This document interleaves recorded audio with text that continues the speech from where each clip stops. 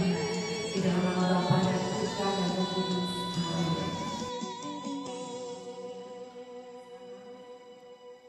Ya, saya sama Suti sama ya. Kita pernah setelah Suti doakan anak saya itu, dalam hati saya itu langsung ser gitu. Aku menjalannya seperti ini ya nanti itu. Itu aja. Jadi Anda mengalami satu pengalaman iman ya, Ada. ketika didoakan. Ada seperti kasih Tuhan yang mengalir. Ada satu kedamaian. Seperti ini kan. Ada seperti kayak satu pencerahan gitu ya, kayak Tuhan bicara kepada Anda melalui Pak Suti tadi ya. Puji Tuhan. Ya, terima kasih Pak. Saya minta didoakan. Dan kebetulan baru sama kita waktu sama anak-anak yang WD, tapi karena belum kita dibantu. Jadi ya kalau saya kita didoakan karena anak saya itu sekarang pengen bisa padahal pada belum mereka bertiga di rumah. Satu kekhawatiran saya ada dan saya minta pelindungan. Terima kasih. Terima kasih. Lalu Bapak merasakan apa setelah didoakan? Ya mungkin merasa lebih tenang ya. Tenang ya, ada satu ketenangan. Ya, oke. Terima kasih Pak. Tadi saya masuk kesan mendoakan dan juga pertobatan kami, pertobatan. Ini yang masalah bisa juga sama pasangan. Saya juga belum bisa memaafkan saudara ipar saya.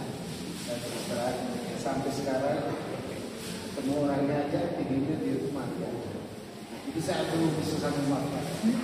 Jadi saya bilang, apakah dia meninggal dulu baru saya maafin?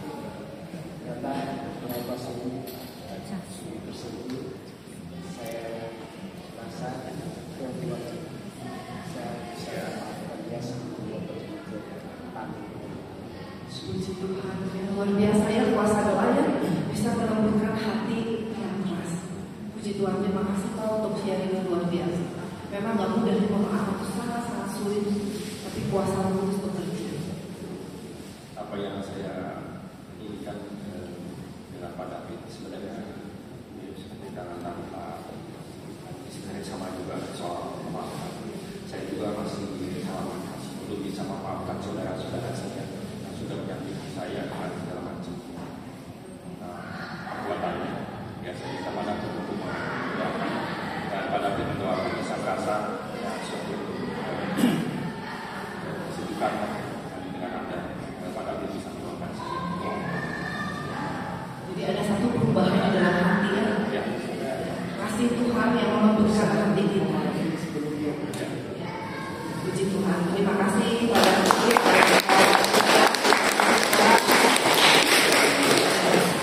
Saya mengharapkan dari yang lain, jangan saya lagi nanti rupanya terlalu gercep langsung maka kalau ada yang lain silahkan, kalau tidak ada saya mau masuk. Jadi sekarang saya masuk ya, mohon izin dari teman-teman sekalian. Saya pikir bukan kebetulan, bukan kebetulan saya duduk bersebelahan dengan Pak Parjo, rekan satu regu. Kemudian masuk kepada Pak Fran ini didoakan apa? Buat saya atau Pak Parjo aja yang bicara?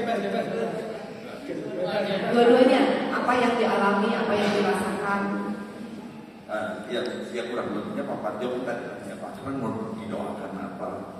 Kata saya tuh sekarang sebetulnya yang manusiawi sekali lah hubungan saya dengan teristimewa keluarga makin hari atau sampai saat ini artinya keluarga saya sudah membesar. Saya kan sudah bukan ya sudah tidak muda lagi. Nah, sudah. Ya, jadi maksud saya sudah punya istri, kemudian punya anak, punya mantu, punya cucu. Jadi tolonglah Pak Parjo doakan saya supaya makin harmonis dan makin, karena itu pun dengan latar belakang yang berbeda-beda kan, khususnya mantu seperti tadi. Kalau saya misalnya punya mantunya Ibu Ivon, kan ternyata juga Ibu Ivon mungkin terhadap saya bagaimana dan lain sebagainya. Nah, kurang lebih itu yang saya ingin dapat doa dari Pak Parjo. Saya dapat doa dari Pak Parjo. Kalau kesan saya pertama ya kesanmu sederhana sekali Pak Parjo, dan akhirnya di closing dengan Bapak kami. Ya, jadi maksud saya tidak mengadakan seperti tadi, sederhana sekali. Dan ketika saya mau balik bertanya Pak Parjo mau didoakan apa? Jujur tadi saya belum sempat mendoakan Pak Parjo karena saya nggak sanggup mendoakan Pak Parjo. Sebentar Pak, jangan tertawa dulu tapi harus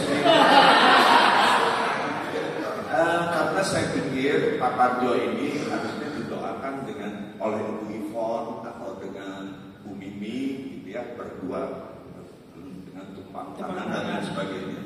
Karena ternyata pengalaman Pak Parjo, mudah-mudahan tidak berbohong ya ke saya. Pengalaman Pak Parjo itu luar biasa. Jadi untuk lebih lanjutnya saya pikir Pak Parjo yang mengutarakan pengalaman-pengalamannya.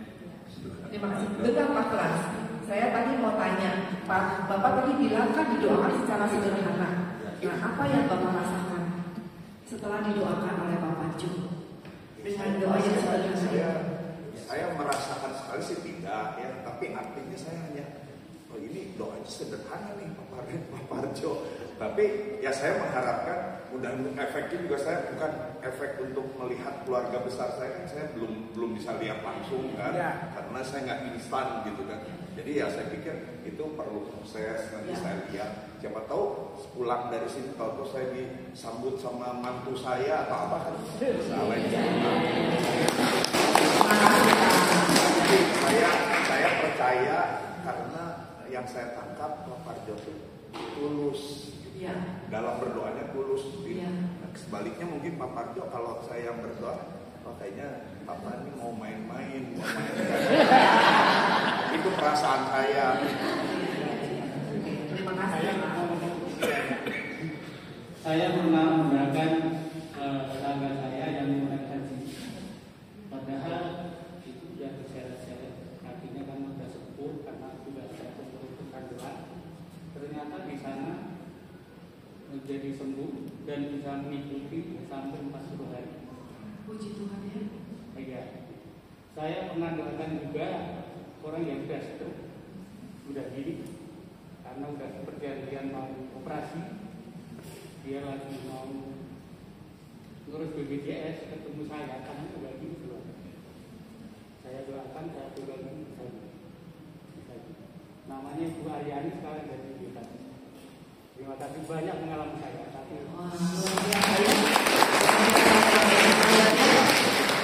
Jadi kuncinya mendoakan itu siapa juga kan bisa, dengan doa yang sederhana, yang penting punya iman, yang penting dengan hati yang tulus. Ya, jadi Bapak Ibu sekalian, semoga ya mulai dengan pengajaran yang bab 8 ini Anda nggak lagi takut untuk mendoakan orang. Ya, doakan siapapun yang hadir dalam kehidupan Anda, tawarkan yang mau didoakan apa. Percaya melalui kata-kata kita yang sederhana dan penuh iman kepada Tuhan, dia akan mengalami kasih karunia Tuhan melalui kita. Amin. Ya, terima kasih Bapak Ibu sekalian. Saya panitia.